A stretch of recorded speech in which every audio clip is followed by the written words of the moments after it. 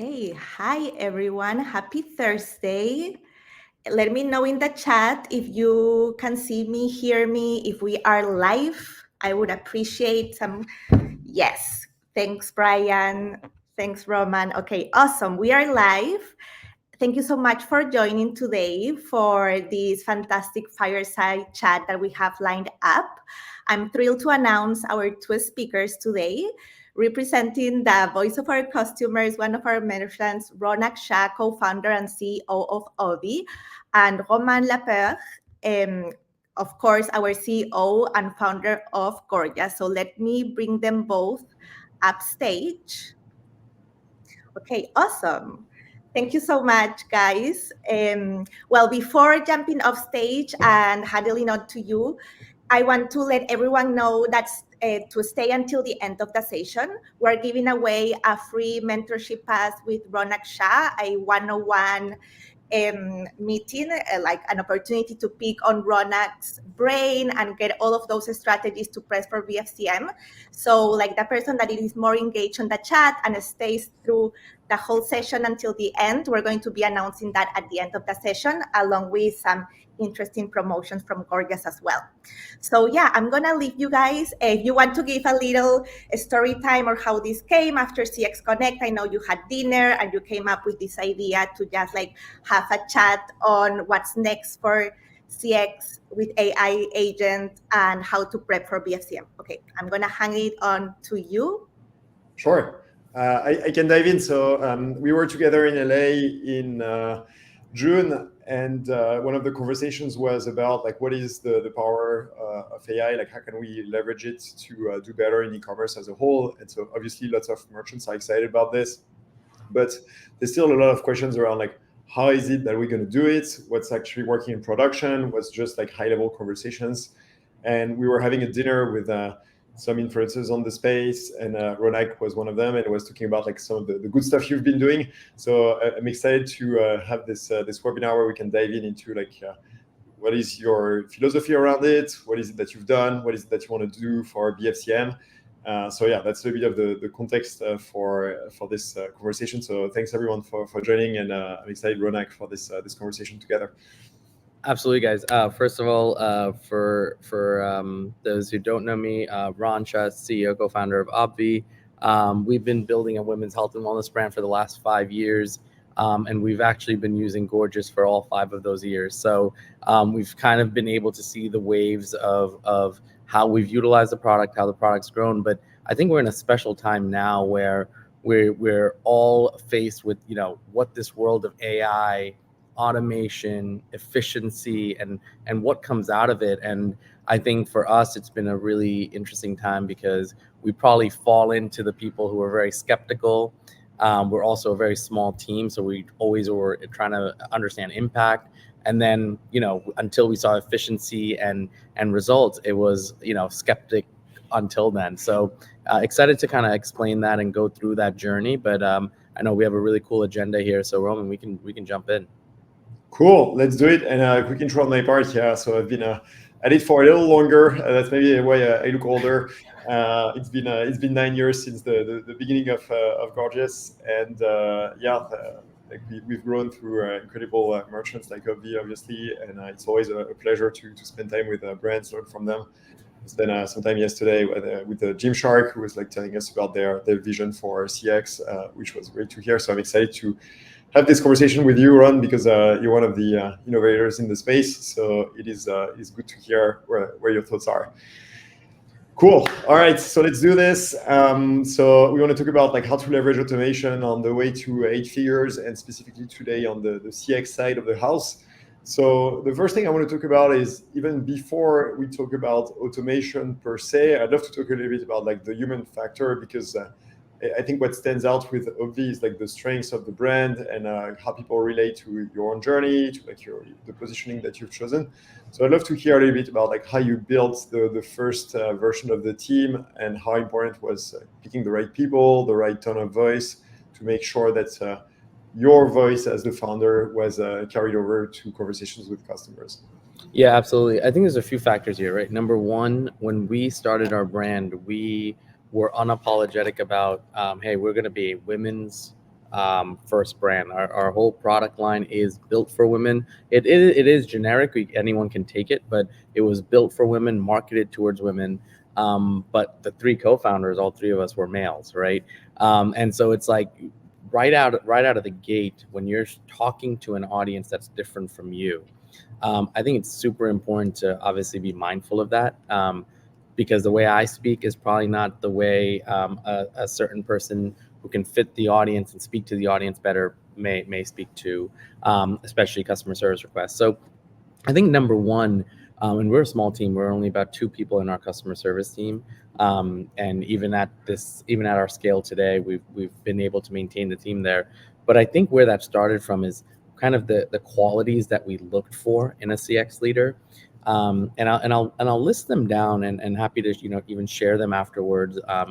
But number one was, I think, when we started to look for who is going to be that CX leader for us, personality was like the number one factor, right? If the person who is sitting across from you when you're either interviewing or looking for this role, if that person themselves doesn't have a personality, doesn't have something they stand for, something they feel, it's very hard for them to develop. That personality cannot be developed. It cannot be transposed. Um, and I think that leads to a strong second quality of empathy. I think one thing that we did even when we were interviewing different candidates and our CX leader, one thing we did was put a lot of scenarios of like, hey, if somebody reaches out to you and it's under this circumstance and it's under this scenario and this is what they're going through and this is what they said, how would you respond to that, right? Because so much of what we're doing in customer experience or customer service is responding to the inbound that's has a lot of either emotion involved, problems involved, or sometimes questioning involved. And so empathy, I think, becomes that root reason of, hey, I do hear you, I do feel you, I have to still get to a solution, but this is how I feel. So personality and empathy were super important for us right out of the gate. Number three was technical proficiency. And I think a lot of people kind of skip this part because customer service sometimes is seen as a role that maybe, it's an easier role, or it may be something that is that we'll be able to hire maybe a freelancer for, or just some part-time help for. And I think what you realize, what you sometimes trade off is, if you don't have the technical proficiency, efficiency gets very hard to hit. And part of, as you scale your brand, the efficiency that you need, at even when you get to 5 million, 10 million, 15, 20 million, everything revolves around, well, speed, and then also how well of a quality you're hitting. And I think in the bridge in between quality and speed, um, is your technical proficiency, right? So being able to be extremely proficient, again, another great just standing point of asking people, or asking the future CX leader, what have you been used to using? If someone has only been using a Gmail inbox, and that is the extent of their technical proficiency, it's going to be tougher for them to understand something like a CSAT score and feedback. Number four, I think this is part as another one that I think is super important, is customer advocacy. um, Customer advocacy, right, comes from somebody who's sitting in the role where they know their role requires to finish the tickets and get through customer service and make sure that they finish everything, but they also need to be as much in the customer shoes as they are in their own job. And I think this ties very much to empathy and personality too, which is, if you actually put yourself in the customer is always right approach, or customer comes first approach to some extent, you kind of need to see that level. You almost, with your CX leader, you need to have a little bit of combat sometimes, where it's like, I don't think the customer is right here, but the CX leader can be like, well, no, they could be, right? And understanding that advocacy, and understanding that they have that quality to respect that is super important. Number five, proactiveness, super important. I think this goes without saying. A lot of us know this. We want people who are proactive, right? The people who are going to get ahead of the problem, people who are seeing problems arise and then saying, hey, how do we get and make sure that something like this doesn't happen anymore? Can we create better processes, better efficiencies? Number six, is product knowledge. I think this part is another one where sometimes we even kind of took for granted, which was, hey, it's a collagen, just read the label and you should be able to explain it.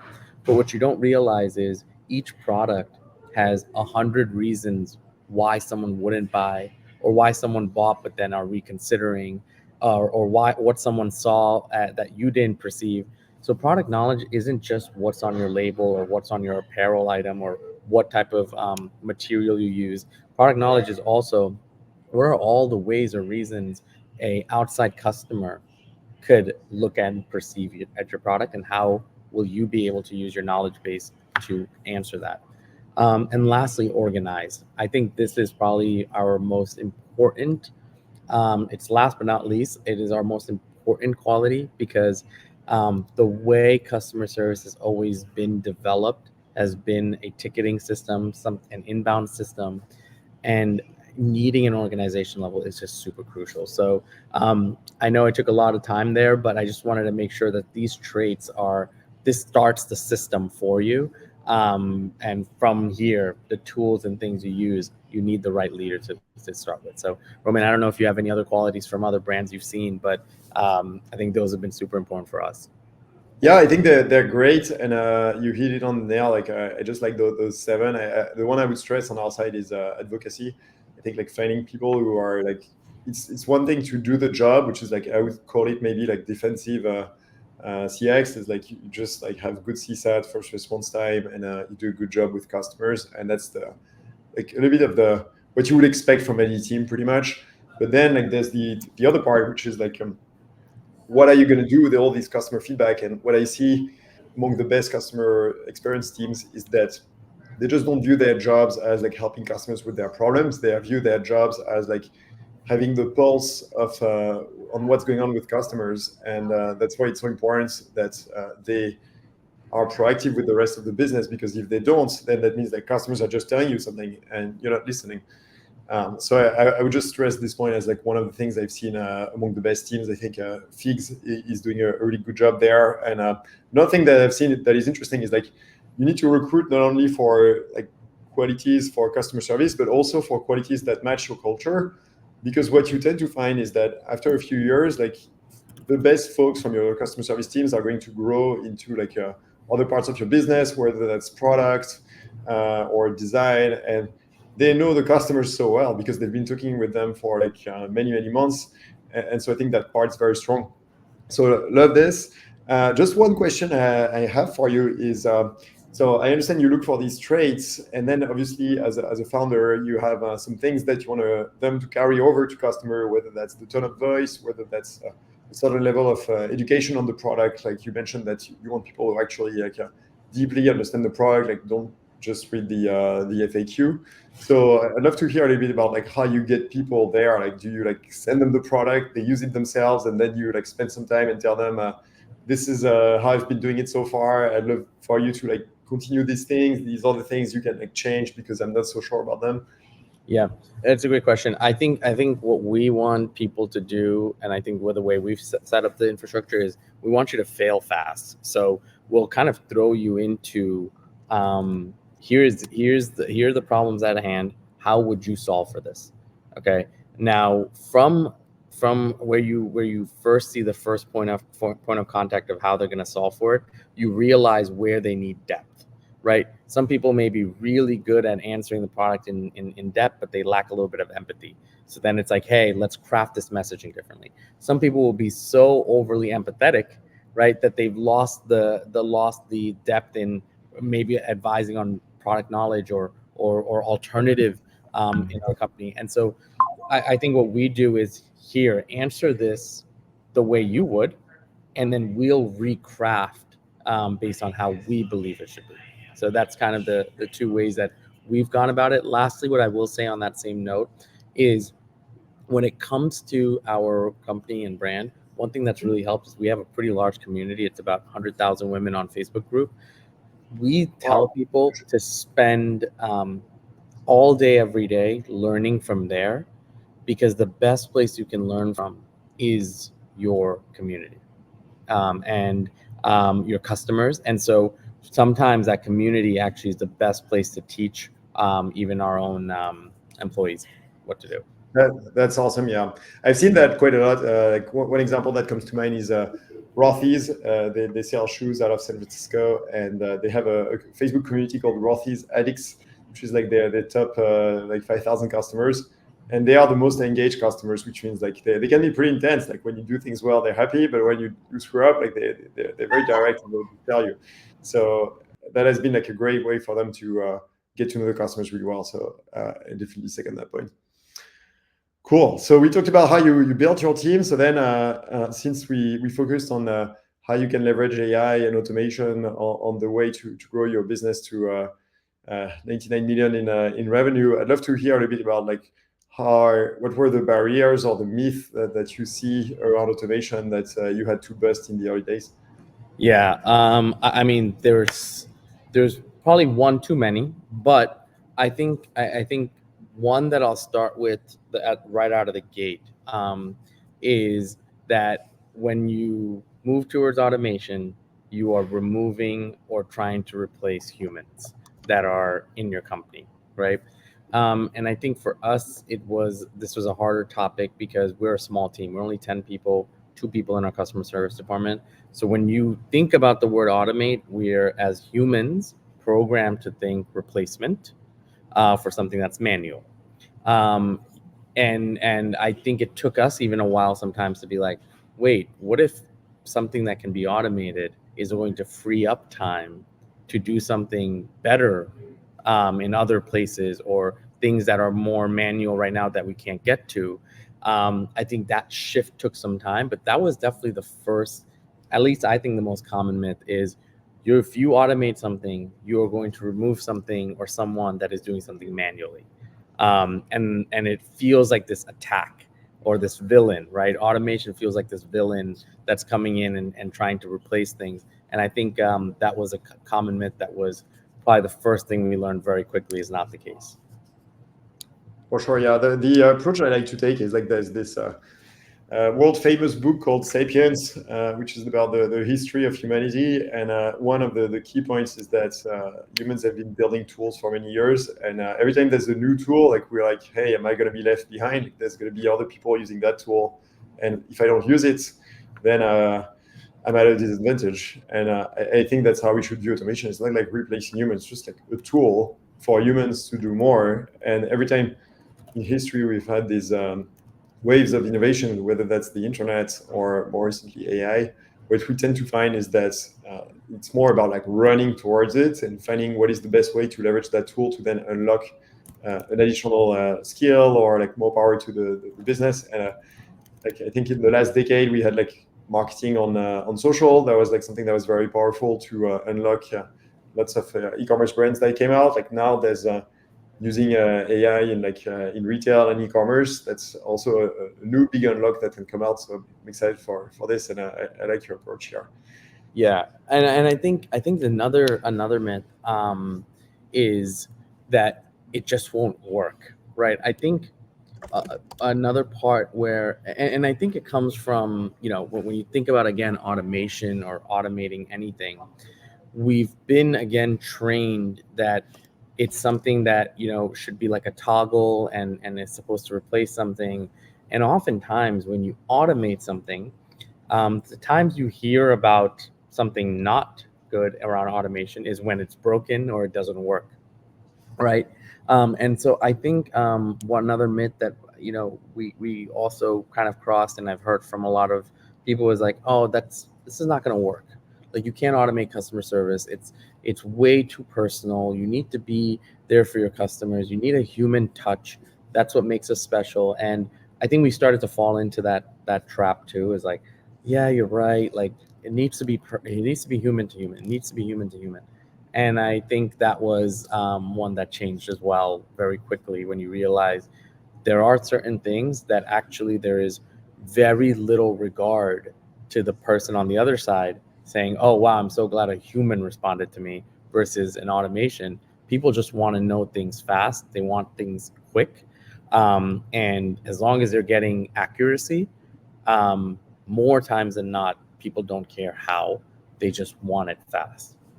Yeah, I agree with that. I think there's probably two categories. Like there's the level one type questions, which are like very transactional, like returns, shipping, and these ones, like you said, like what matters is how fast you respond and providing the right answer. And then you have things that are more like, is it the right thing for me? I had this problem with the product. Can you give me advice? Which is more like the thing you would expect from a retail associate in a store. And I think that latter part is like where you want your team to spend your time, leveraging automation as a tool to automate the more like transactional part of the work. So yeah.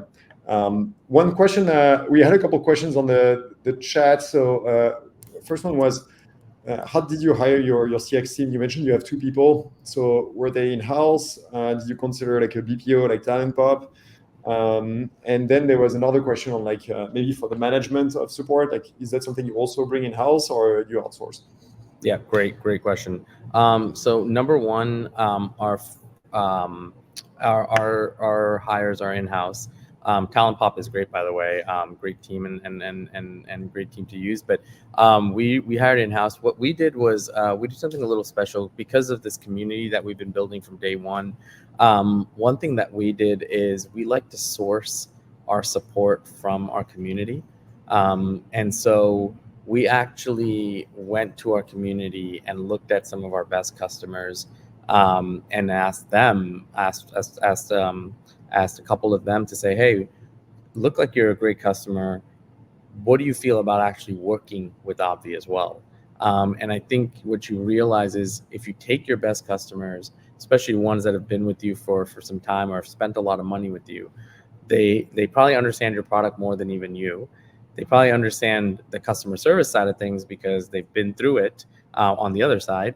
And number three, they're ecstatic to work with something that they love, right? So we had one of our hires was a traditional hire through us just finding a customer service lead. But the rest of our team, even our administrative team that we have that manages the community, it is all hired through customers.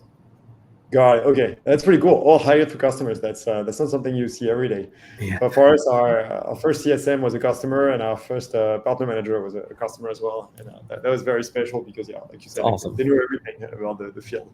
So that's cool. Awesome. Yeah. So switching gears a little bit, let's talk about like after you've set up automation, like what have been some of the benefits that you've seen. So like you were mentioning like some efficiency gains and some redundancies that you were able to get rid of. So I'd love to double click on that and hear more around like what was the impact on the business. Yeah, I think one of the big efficiency gains, right, was for us was we were able to map out and understand like what is the true customer service journey. I think we had no idea about like the different steps that were happening in the entire journey. It was more about here's a ticket, it's being resolved. Are we getting good feedback, and are we bringing the ticket numbers down to zero? Right. It was very much like methodical and tactical to being more of a job.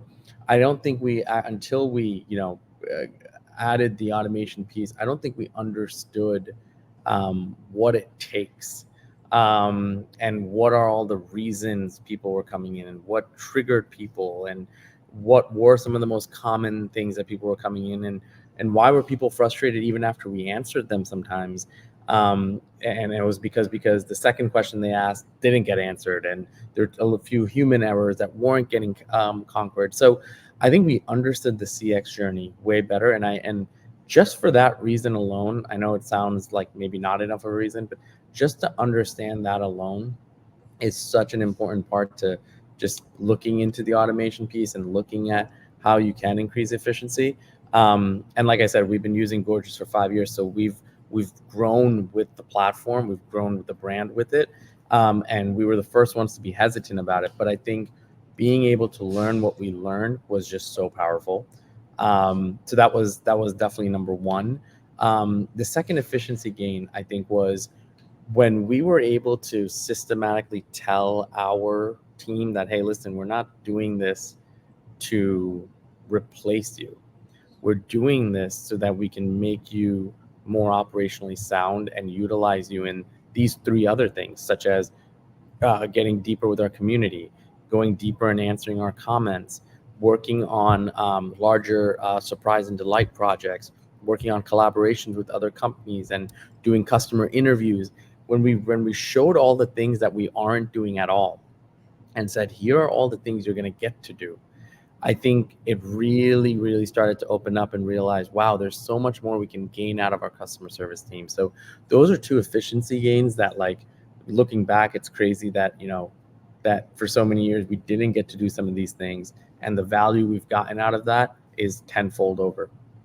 That's cool. Awesome. Yeah. It's cool to see that you've got some unexpected stuff. Like you're like, hey, I'm gonna get into automation, but then like you see Yeah. things that are like, yeah, completely different, like the customer journey piece.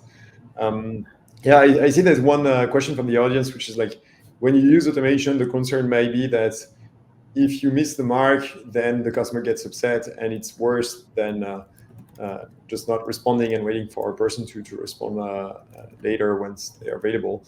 And I think that's a really good point. Like, you want to be like spending a lot of time like QAing your automation and making sure it's actually good. So like, back to the Ron's point on the customer journey, if you want to know like what are the parts of the customer journey that are good to automate, like maybe the transactional stuff I was talking about, or what are the parts where like you definitely want a human, because you know that customers just don't expect to speak with an AI or to go through a flow. So that's a good call out. I think like you need to explore and learn from this customer journey piece to know like what works, what doesn't, and fail fast so that you can like do better over time pretty quick. Exactly. One thing I'm curious to dive into is what I've seen is that you guys are pretty deep into personalization and in CX, and using that as a way to retain customers. So I'd love to hear maybe, one, your philosophy around this, and two, like what are some of the things you've done that's led to results on retention? Yeah, I think when it comes to the personalization piece, I think it's been an interesting journey, because when we looked at our customers, we looked at them very much like, you come to us to buy something, and then we'll refunnel you down to buy again with us, right? That was typical journey. um, and then what we learned with, like, as we added personalization as well, we were starting to understand why people were coming back. We were starting to understand what they wanted. We were starting to understand what we can do to make their journey a little bit more customized. And so I think, first of all, when you get personalization added in, naturally, I mean, this is, I think, near common sense, but it wasn't for us, is you're going to get just quicker and efficient responses to your sales inquiries and to issues that your customers bring up to you, right? Like, if you start to get personalized, the customer themselves feel, okay, I'm being taken care of. Naturally, to personalize something, you have to know that customer better. So just the improvement in efficiency there, it was huge. Mhm. And then I think, given just the gorgeous tools that you guys have built with personalization, I think being able to analyze the customer data, that to be able to say, okay, this person did this and this, and they probably want this. I think there's a level of, like, prediction that we were able to start doing through personalization that helped a lot, which is, you can preemptively assume something is going to happen, or something is going to be responded to, because you just understand the customer better. And then I think, this we don't talk about enough, but people look at, like, adding new features as a cost burden sometimes. We actually reduce labor costs because of adding automation, and not just because it removed people out of their job. We were able to put them into doing something that gave us a lot more benefit through, like, creating content and customer journey learnings and stuff. But it didn't have to come from just the factor of, hey, just keep doing tickets. And so I think there's, like, multiple layers of where personalization and automation together worked really, really, really in benefit for us. That's cool. Okay, awesome to hear that you took this approach of not just like blanket automation, but like how can we make it a very tailored approach. I'm gonna like pause for a couple minutes. I see lots of questions on the chat, so there's some questions around like how you did it. So like I'll give a little bit of context. I see that There are some gorgeous customers also on the chat. So high level is like there's two ways you can do this. Like number one is building flows, which is what Obvi is doing, which is like the customer can start. Like you can decide on like a bunch of starting points for the journey that you might want to personalize for your brand. So those can be product questions, like subscription questions. I saw that you guys have subscriptions with Obvi. They can be like more like transactional stuff. So you just set that up based on like what are the questions that your customers are going to ask, and the customer journey that you start to discover. And then you're able to build trees that might like fetch some information from Shopify, like what is the order you need help with, what is the product you have questions about. So you can like build these trees of customer journeys. So that's one way of doing it. And somebody was asking, like, am I to disadvantage if I just started? Like, no, like everybody starts from the same place. Like what you can do is like go on the Obvi website and try it for yourself and see like what is it that you like. And we also have some templates on the Gorgias side.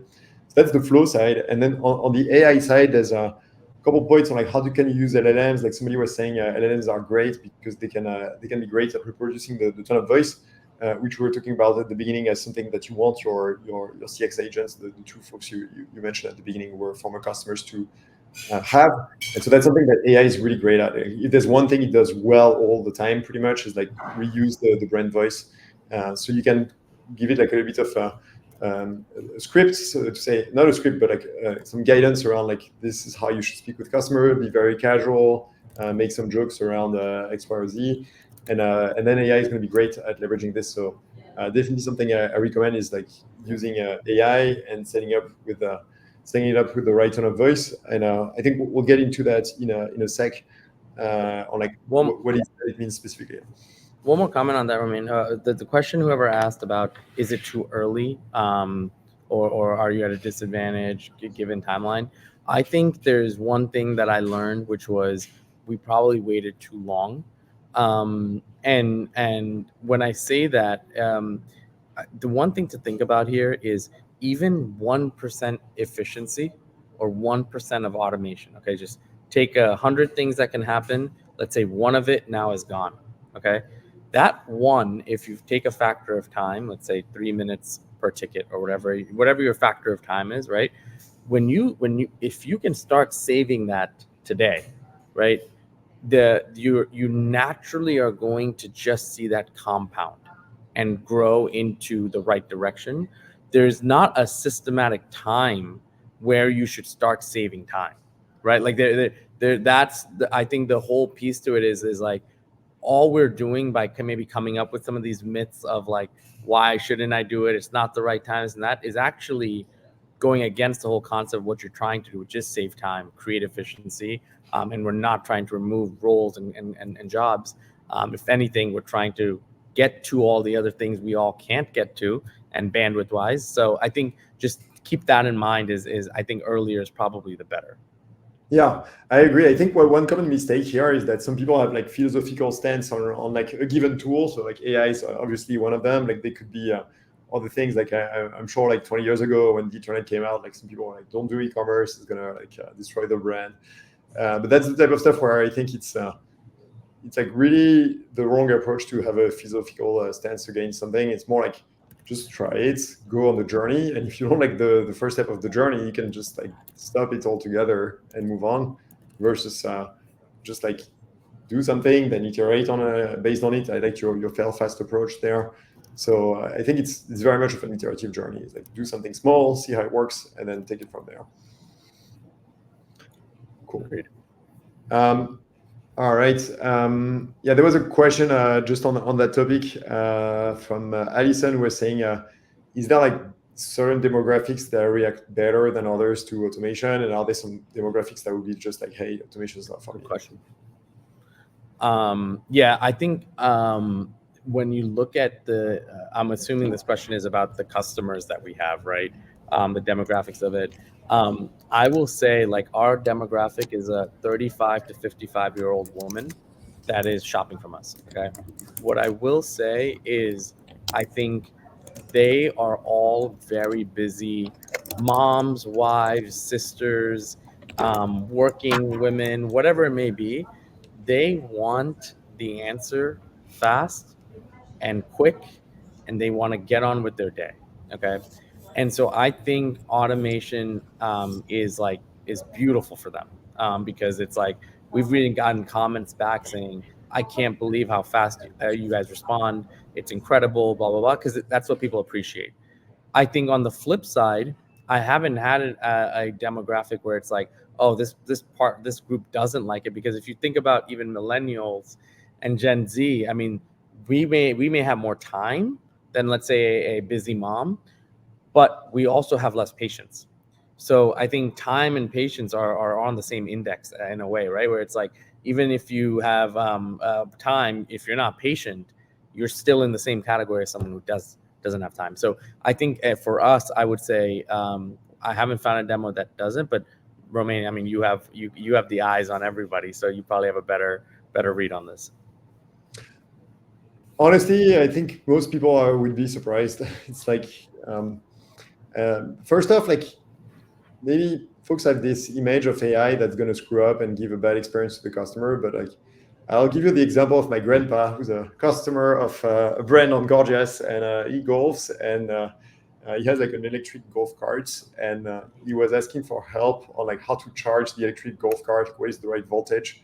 He's like 87 right now, so it's like pretty not the young. It's not a Gen Z, I think we can say that, and yeah, I think like what matters is like getting the right answer to his technical questions. So I don't think the dimension should be the demographics. It should be more the type of questions. Like if the questions are product questions that are like very well documented, then AI is going to do great, no matter the demographics. Maybe on phone we're not ready yet. Like we don't have like full AI on phone, but that's something that's going to come.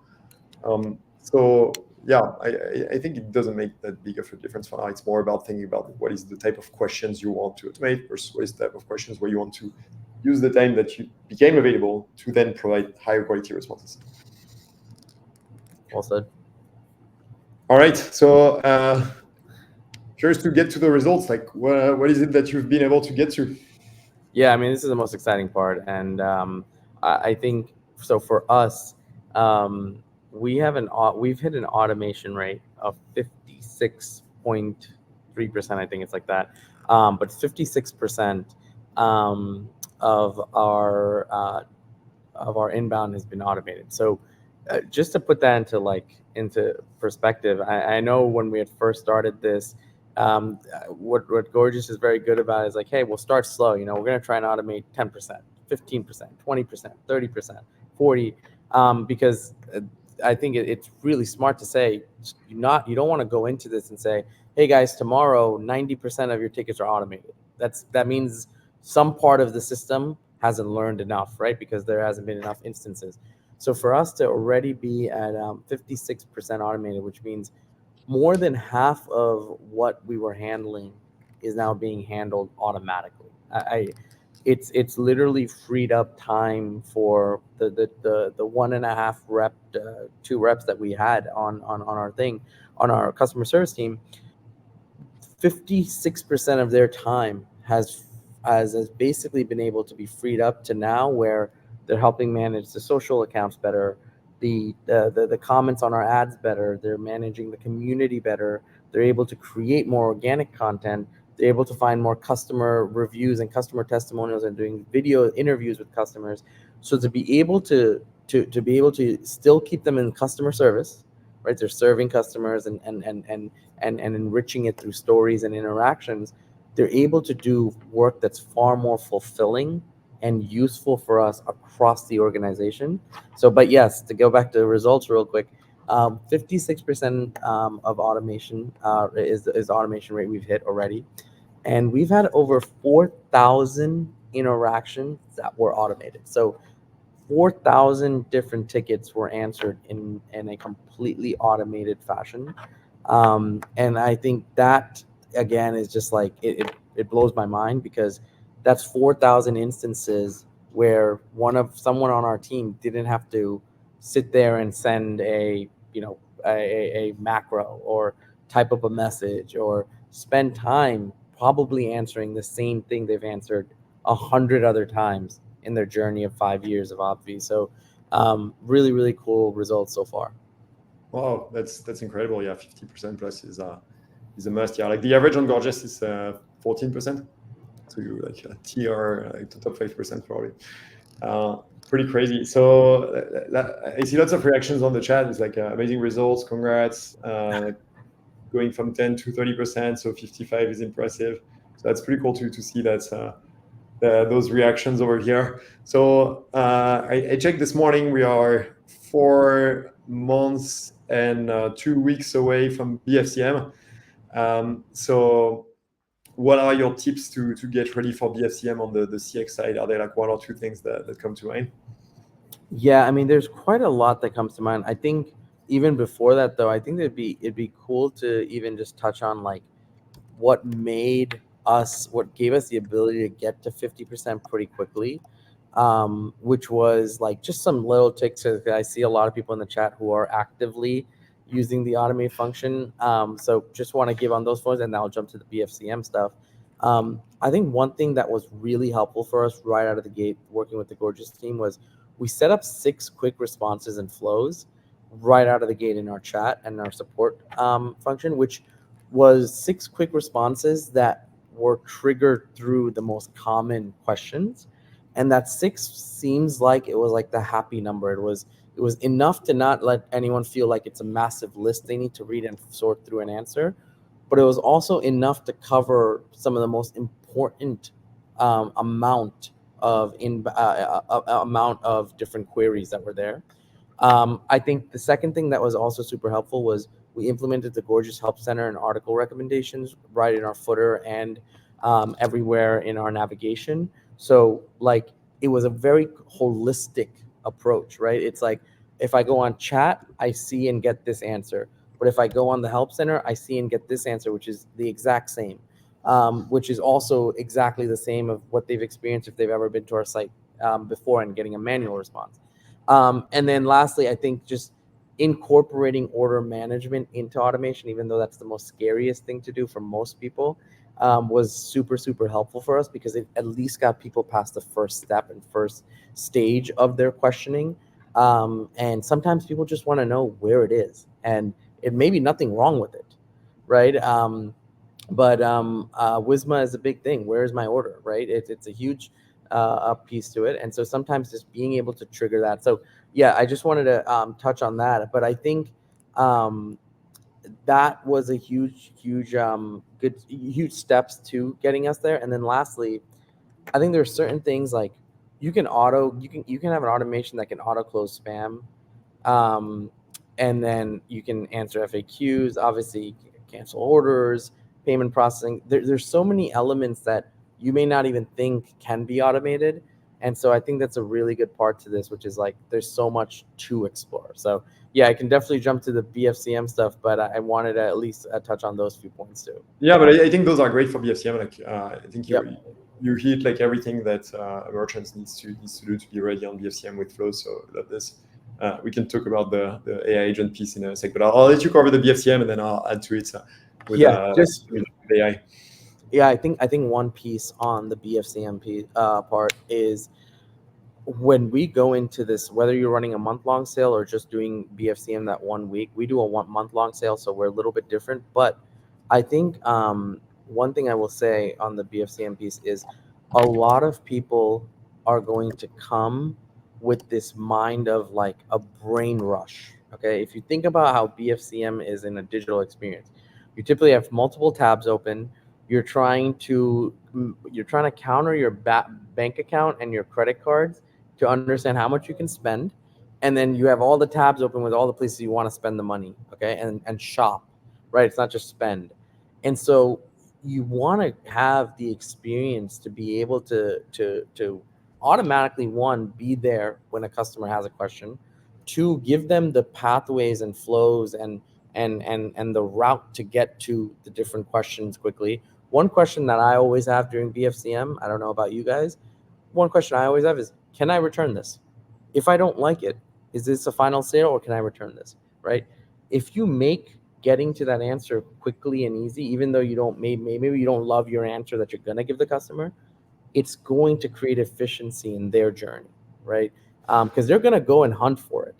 how quickly they can hunt for it is actually going to be a benefit to you. So I think that's one thing. And then lastly, I think for the BFCM piece is I believe like most of the shoppers that are coming to BFCM, at least especially for us, are obviously going to be returning customers, but they're buying for different reasons. May it be the discount, may it be the offer, may it be the free gifts, whatever it may be. I think when they see that they may have a question about what the offer is or clarifying questions, because we as merchants, we sometimes make BFCM complicated, right? Like if you shop this much, you get this. But if you only buy this much, you get this. And if you buy all of this, you get this. And to be honest, a shopper that has a head rush and just coming in to shop, they want to get quick answers. So automation and efficiency and speed, I think, all come together during BFCM. So we're excited to put that to work. Love it. Cool. So I'll just add a little bit to this because I think there's a huge opportunity, and I saw people talk about AI here. So first off, adding to what you said on the flows, I saw that I think it was Danielle who mentioned like the benefit of the flows can be you capture more information about what the customer wants. So you can ask the customer like, what is the order they need help with? What is the item in the order they need help with? You can ask them to upload pictures. So the benefit of this whole thing is that when the agent gets on the ticket, they have the whole context. There's no back and forth around like, hey, can you give me more information? Like, no, like that's done. The other thing you can do is add actions. So you can have your flows like directly issue gift cards to customers, make edits to orders.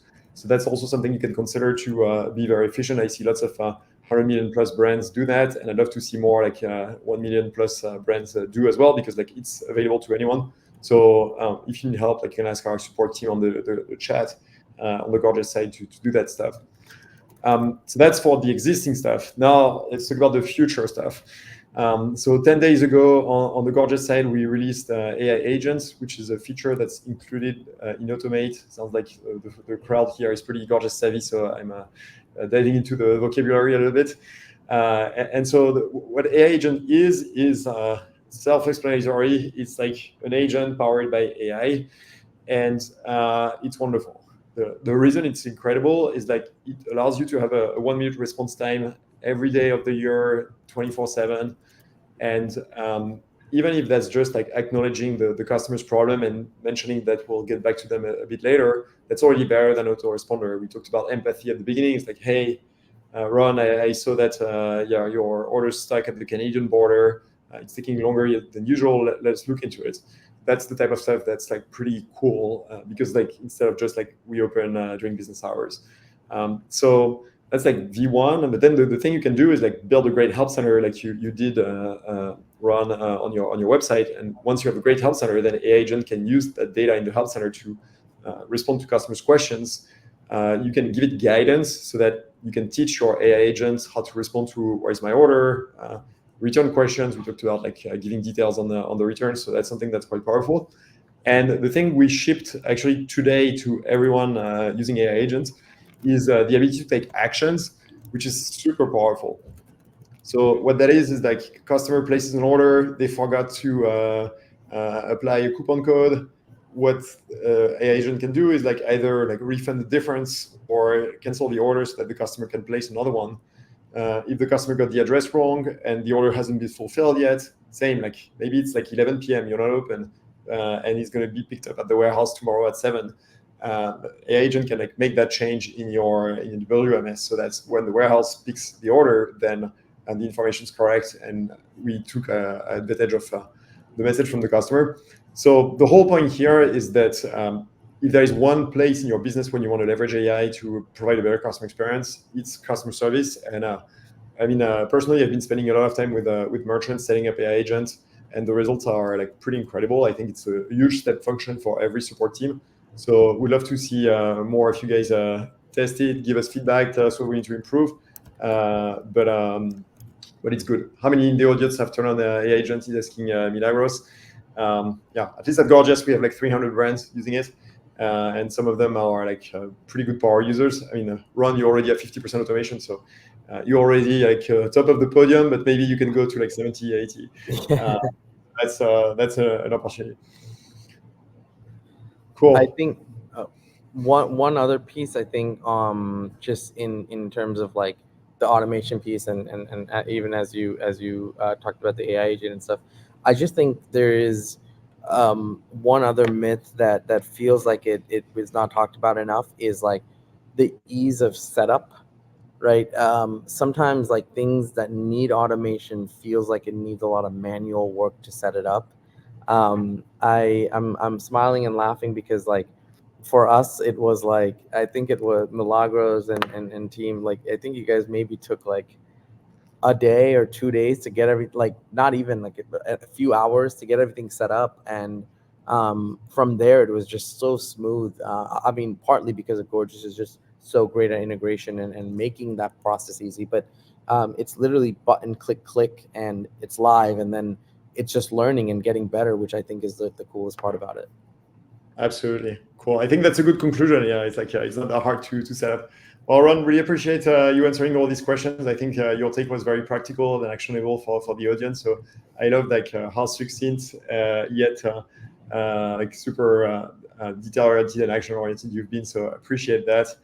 And so with that, we'll let the team wrap from there. Amazing. Thank you guys, and Romain, thank you for having me.